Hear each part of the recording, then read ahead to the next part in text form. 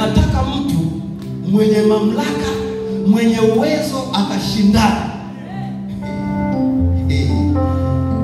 Injili zile ambazo umefundishwa zile.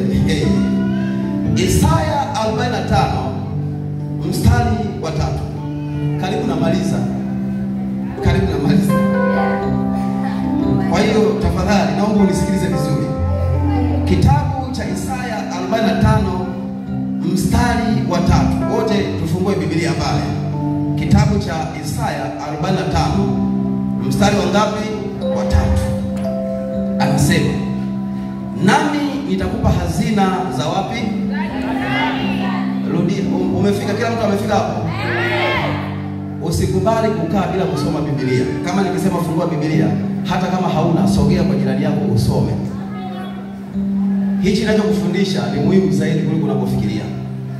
Kitabu cha Isaya 45 mstari wa ngapi? Wa 3. Anasema, nami nitakupa hazina za wapi? Kuna mali ambazo zimefichwa mahali pa wapi? Kuna mahali pasiri. Mali iko pale na gizani. Gizani huwezi kuona vitu, wala mahali pasiri zimefichwa ndani. Watu wamezificha, sasa wanasubiri mtu aje apambane, apigane. Nani anaijua dhahabu? Yaani kwa jinsi dhahabu ilivyo na thamani, hata sisi wengi wetu hapa hatujaiona. Ila Tanzania kuna dhahabu. Ule usamani wake umeifanya dhahabu ikae chini ya ardhi, Kwa hiyo ukitaka kuchimba, kwanza uende wizara ya ardhi upate vibali, sijui ufanye nini, process kibao. Kitu cha siri, kitu cha thamani. Mwambie mwenzako, kitu chenye thamani hakiko juu.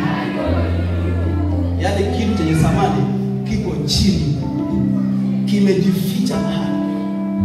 Maisha yako wewe ni ya thamani, yamejificha. Nitakuonyesha jinsi ambavyo wao wanapambana na wewe, kwa namna ya kupambana na wewe. Nilikuwa nazungumzia kuhusu binti sasa, au kuhusu kaka. Wanaweza kumuona huyu ana hatua nzuri.